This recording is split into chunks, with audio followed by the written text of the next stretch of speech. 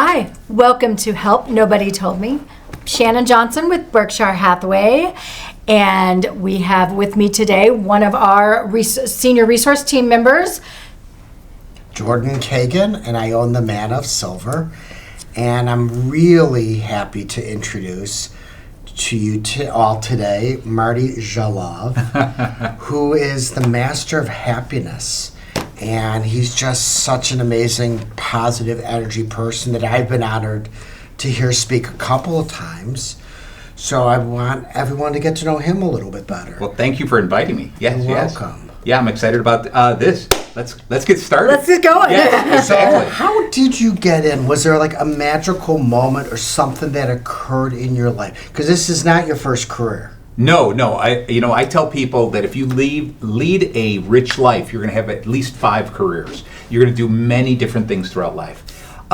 What really forced or created this master happiness idea was being a single father raising 2 children and divorced father, is that my daughter was in high school age and she went through a lot of troubled times that as a father I was unaware of. I've never raised a daughter before. It was my first child. And I didn't understand it until one day she came to me in tears saying that, her life was falling apart and she was on her way of contemplating suicide. Scared me to death, not knowing what I was supposed to do. And so she's okay now. I want to first let everyone know that she's fine. She's a 5th grade teacher. She's just doing a wonderful job. But what it did was it made me realize how important it is to learn to become better listeners as opposed to just saying, I'm a listener. Okay. So you're basically saying the name of our podcast, Help Nobody Told Me. That is it. Is the story 100%. of your life. Exactly. Of how you interacted as a single father. Yep. And with your daughter that cried out for help. Yes. You had no idea where to begin to turn. Correct.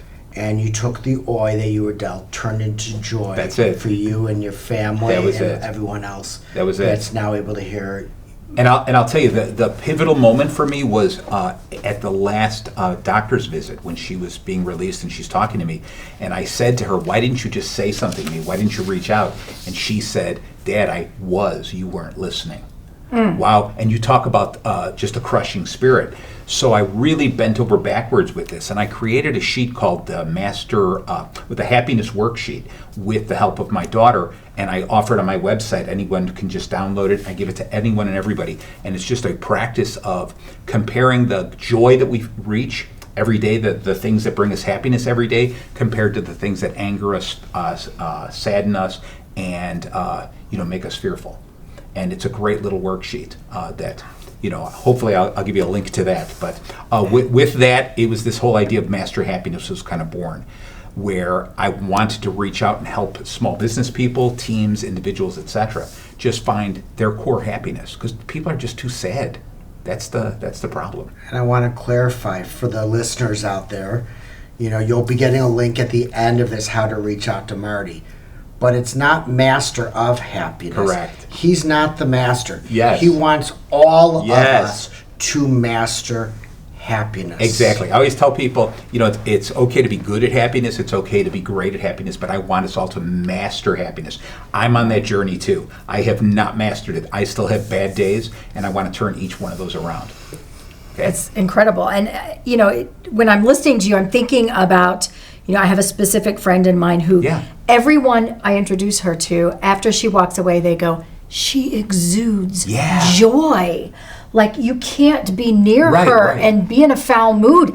She just draws you in. Like, what is it about her that does that? How does she do that? Yeah. And one of the things I'm going to tell you, because I love finding those people, and I have some friends like that, and I think it's this untamed optimism. Okay. In other words, I created something I thought about. I call it the aha moment. We all have that eureka moment, aha. But it stands for, AHA stands for anticipate happiness always. No matter what situation I'm in, if I'm in a car accident, if something happens, somebody calls me and says, hey, blah, blah, blah was rushed to the hospital. I'm going to anticipate happiness always, because there's always a silver lining. I can say, they're in the hospital. Good. They're in the right care. They're still alive. Okay. Somebody cut me off in traffic. Oh my goodness. They're in a rush. I was able to help them get to where they're going. Okay. That's a much better perspective than I have on that, Marty. But that's the whole idea. Is I don't care where I'm in. And this is still an exercise. I fail at this sometimes, but I push myself into anticipating happiness always. So I'm a terrible person to invite to a funeral. Okay, for the same reason. Or maybe not. There you go. But maybe you're the one that's supposed to officiate the funeral. Exactly. Right. So you do a lot of work with businesses, and, Yes. and you mentioned that. What looks like happiness, a positive energy in the workplace? What does that look like? Well, the first thing I ask them is straight out is find out what I ask the question, what's your bacon? Okay? In other words, what is it that you look forward to tomorrow? What is it that you could promise yourself tomorrow morning that is so exciting, I almost lose sleep the night before, right? And if you can come up with that thing, and for me it was bacon, okay, but for somebody else it And might... there's nothing wrong with that. Oh, no, it's only good things, right? But for other people it might be playing with my dog. Another person it might be, I want to go sailing. I just want to go out for a walk. So I tell people immediately, find that thing, that core thing that you are giddy about. Okay, it could be a round of golf, whatever it is. And see if you can connect your career to it, or at least your Monday to it. Because if I can promise myself a plate of bacon Monday morning, Sunday night I'm looking forward to Monday, right? And this is the problem, is too often at the workplace, we are striving for the weekend as opposed to looking forward to our job. Wednesday is hump day and we're like, oh, I'm halfway through. Thursday, Friday, and I want the weekend. I want to turn this around so Sunday night I'm going, I get to go to work tomorrow. That's how I work with businesses, and I get them to discover their inner bacon. Love that. So, as you have worked with businesses, Yes. what are some of the common traits that you see in leaders that really successfully put that positive energy into the workplace? Like, Okay. how do they do that? I think it's the number one answer is honest communication. Leaders that really listen empathetically and understand that these people who work for them are people. Okay, it used to be, we probably grew up, you're much younger than us, but we probably grew up in an area where, you're welcome, that we got that one review once a year, and a year later the boss goes, yeah, you haven't been performing well. Well, you let me act this way for a year, right? What do employees do? They spend time around the water cooler knocking their bosses, knocking the job, saying this is so awful, right?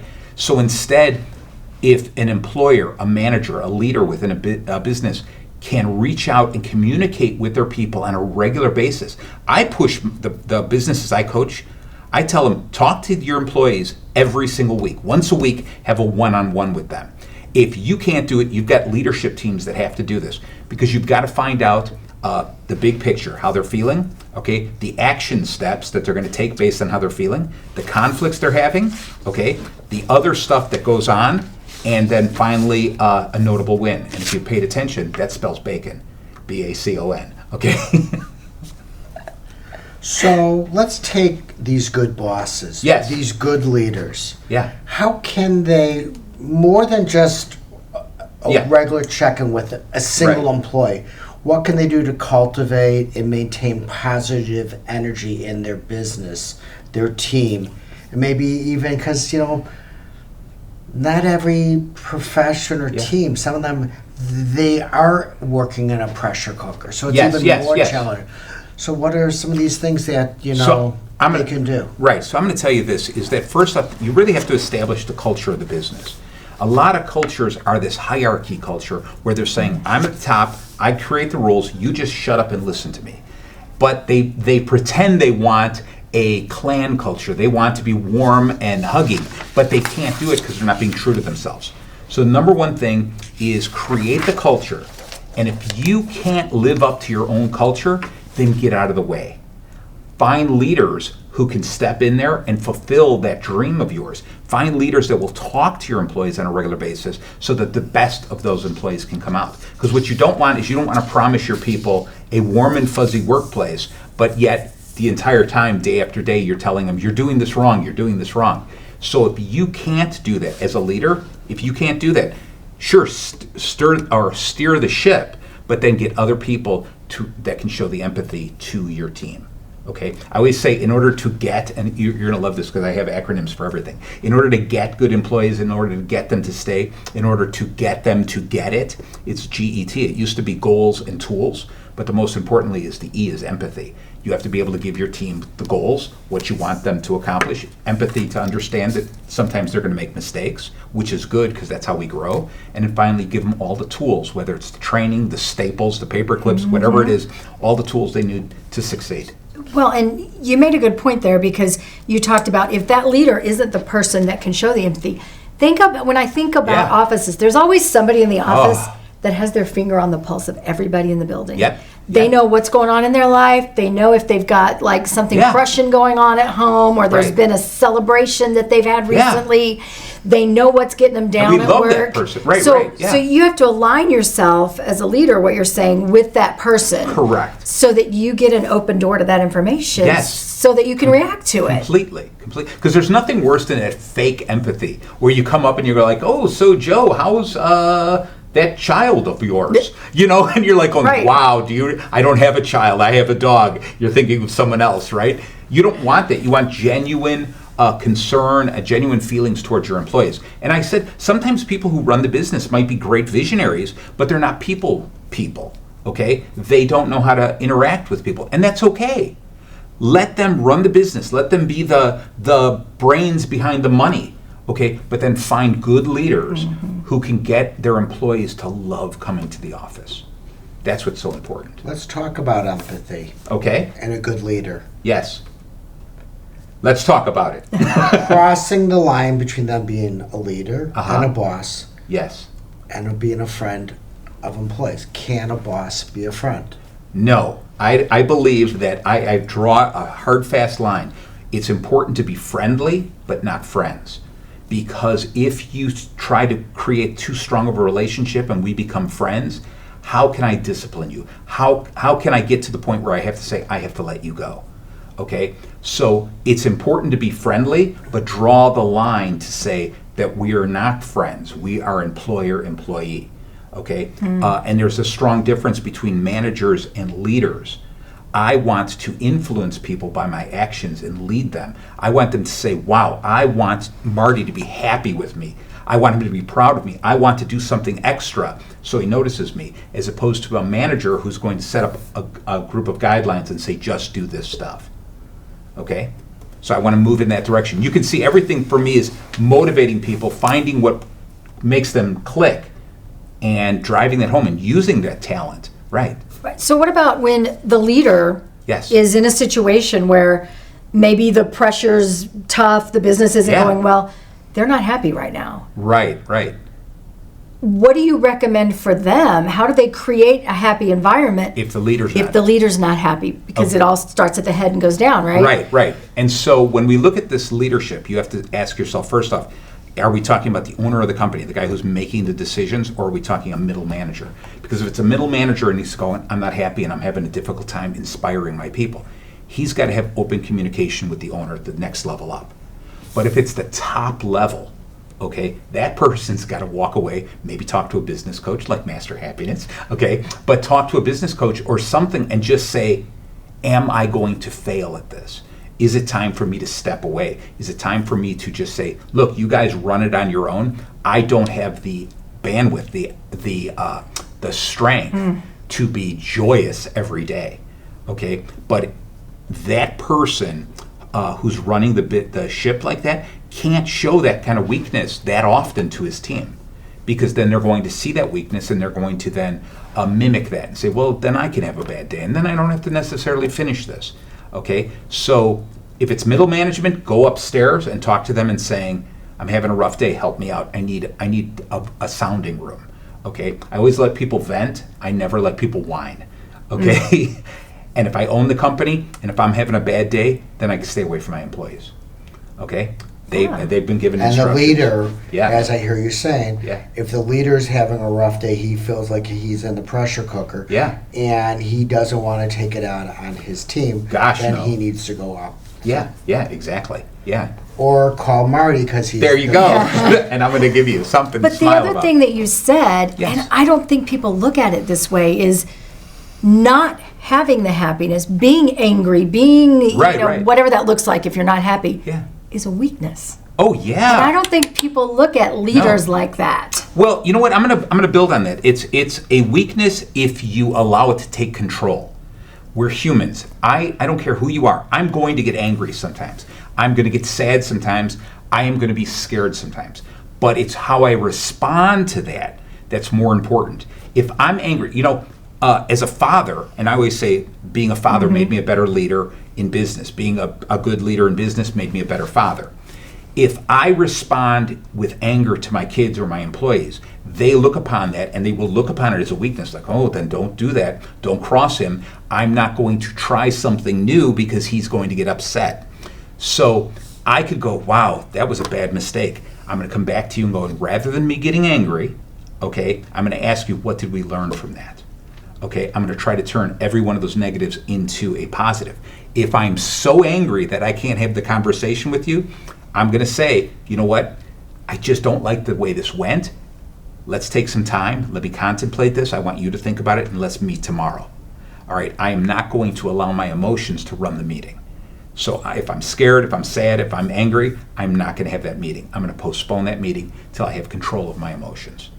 I think all these things you talk about in business today, Yes. I think 90% of what you've discussed today goes into our personal lives. Oh, our family certainly, life, and right? our home.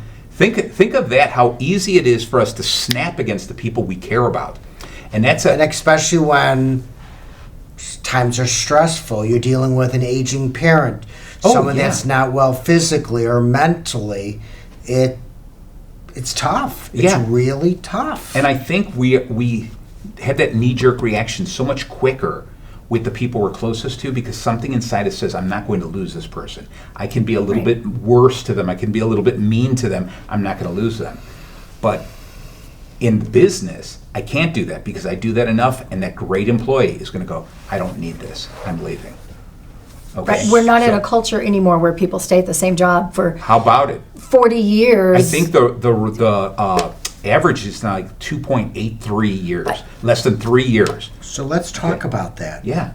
We're talking about being a leader, Yes. making people want to get out of bed, want to go to work. By any chance, you have the statistics, what it costs to bring on board and train the average employee versus the mentality, let me spend a few extra dollars to make someone happy. Right. Because I don't want to start all over again. To come up with the exact statistics, no, I don't have those on me, not handy. We can definitely dig those up. But I'll tell you the one thing is that we both know that if the average is less than 3 years, we are constantly going to be changing people. I think I read something that it's going to take you at least 6 months of training by the time they're going to actually learn their job.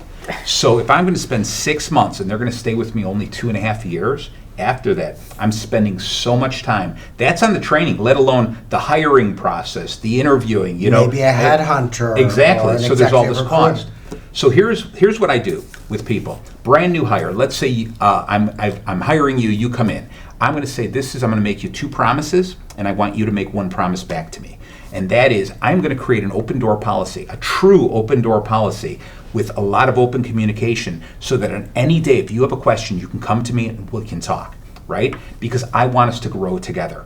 I'm going to create a scenario here that's going to be so wonderful that if you decide to leave, it is going to be one of the most difficult decisions you've ever got to make, because it's going to be such a great company to work for.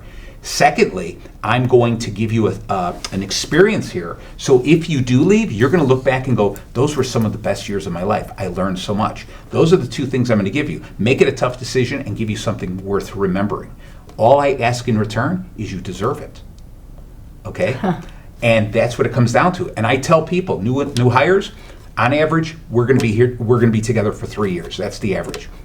Let's do something incredible in 3 years. Let's do a handshake contract, a handshake deal that in 3 years you and I are going to communicate and do something amazing. Because in 3 years, if you leave, my company is better because you did something amazing here. In 3 years, if you leave, you have something incredible to put on your resume. So let's in 3 years do something amazing together.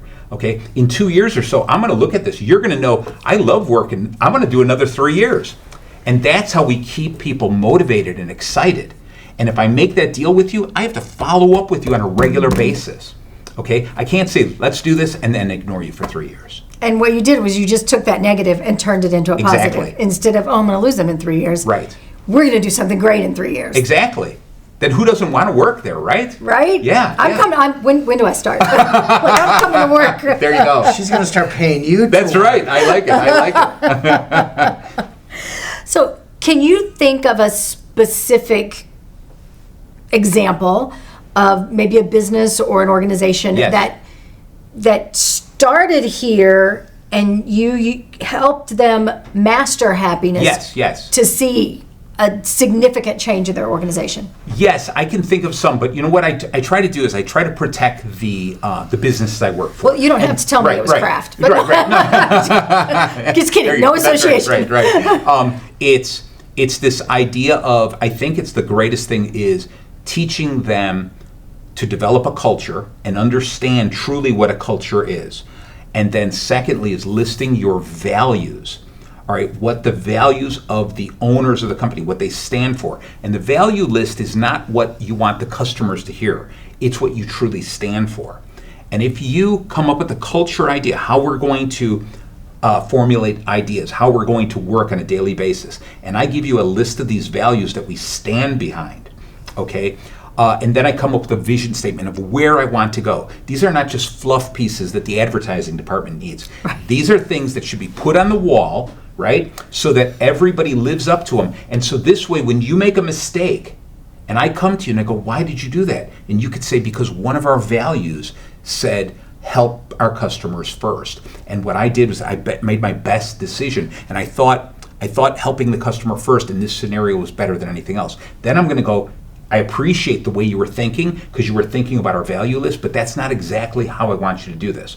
Now I have a way of correcting you without scolding you, okay? And we're keeping ourselves all on the same path, okay? Does that make sense? Yeah.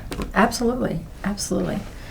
So, are there any resources or books, or other than obviously Yes, your my book. Yes. that you recommend for leaders? So on my website, I have the Master Happiness Book Club is part of my website, and there's links to it all the time. Oh, that's cool. I am one of these avid readers. I read as many different books as possible on every single subject line because I want to learn it, and I understand. You'll read a whole book and you'll gather like one or two key points, and then what I do is I immediately put them into action. Okay, if you were to talk about leadership in general. John Maxwell, anything by John Maxwell is going to be just golden. Mm-hmm. I mean, this is a guy who is formulated an incredible team around him, has taken some of the greatest knowledge and been able to funnel it down into really easy to digest pieces. Okay, so if you were going to talk about leadership in general, just look for anything. If you can't find anything by Master Happiness, find something by John Maxwell. Okay. What else have we not talked about? Because what have we missed in your whole theory of your company? Okay, well, thank you. So I do a variety of things. I truly believe that in order to lead a happy life, you've got to do the things that bring you joy. I have customers that I've dealt with that don't align with my values, and I don't care how much money they're willing to pay me. I have to tell them I don't want to work with you because I can't deliver my best. So that's one of the lessons I like to teach people. Some of the other things I do is I meet up with a mentor every week, a friend of mine who is 20 years my senior. Okay, believe it, he's still alive, right? And so I love that because I get to see the things that I can become. And I ask him questions about the life that he's led, of the life that's in my future. I also spend a lot of time with younger people. I teach public speaking and debate skills to kids as young as 7 years old through high school. Wow. Because these kids are sponges. They love getting this information. They want to learn everything. And I laugh so hard with kids because as adults we forget to laugh. Okay, so I span that going back and forth. And what I learn from the kids, I bounce off my mentor. What I learn from my mentor, I bounce off my kids. And together, all of this information I bring to the businesses that I coach. And I tell them, you know what? Why are you in business if you're not going to have fun? Okay, that's what it comes down to. So I do a lot of stuff. I do keynote speaking. I do, just a variety of things. Anything that's going to put a smile on my face, I'm going to do it. Okay? And you can't see if you're listening, but he is just smiling since he walked in the door. And I didn't know we were on camera. I'm only wearing a sweatshirt. Usually I'm wearing Hawaiian shirts with my logo all over them and stuff like that. Yes. So, yes. One story that just was that wow factor that you remember. Wow. That just resulted in such positive energy. I guess it was kind of, wow, that's a great one. I love these curveballs. So I'm going to say it was probably the day that I published my first children's book, which is called Bacon's Bacon Bacon. It's about a pig named Bacon who bakes bacon in the oven. Right, so it's a tongue. Yes, it is. Right, but it's a tongue twister kind of book, and I published it when my daughter was very young. Okay, she was got to been 4 or 5 years old, and she said, "Daddy, you're such a great artist. You're such a great storyteller. You should do a children's book," because we would read books together and stuff. And so I thought about it, and I worked on it, created the character, drew the book, wrote it, and it got it published 19 years later. Okay, 19 years later, and it was dedicated to my daughter and my wife, but I gave it to her. She got the very first copy, and she laughed, and she goes, "Dad, I'm 23. What am I going to do with this children's book?" And I said, "I just want to tell you, you inspired me, and that pig, that little Bacon, the pig, this cute little pig, reminds me that it's never too late to start. Okay, and it's never too early to finish it. You know, you can just, if you've got an idea, just jump in and do it." So that type of thing, just that, the idea of publishing my first book like that and seeing my daughter and her laughing about it, going, "You're giving me a children's book and I'm 23 years old," inspired me. My goal in life now is to publish a book every year for as long as I can, because I've got the ability to do so. And so I think it's important for us all to have these yearly goals, monthly goals, weekly goals, etc., because that's what life is about. Why am I want to look back at 2024 and say I did something. Okay, I want to look back at 2025. That was the year I did this, as opposed to, I don't know, the years just blend together. Wow. There's a lot in that. And if you want to master happiness, you can go to masterhappiness.com. Right. And you can get a little bit more of Jalove with Marty. There you go. So his book, The Legends of Sales, Master the 3 Secrets of Sizzling Sales Success, is available to you, I'm sure, in on all Amazon. places. Yes, Amazon. Right. And we want to thank you for joining us today. We'll have all of his information. Made you smile. There you go. Absolutely. And laugh and continue to master happiness. There you go. So thank you. Join us next week for another episode of Help Help Nobody Told Me.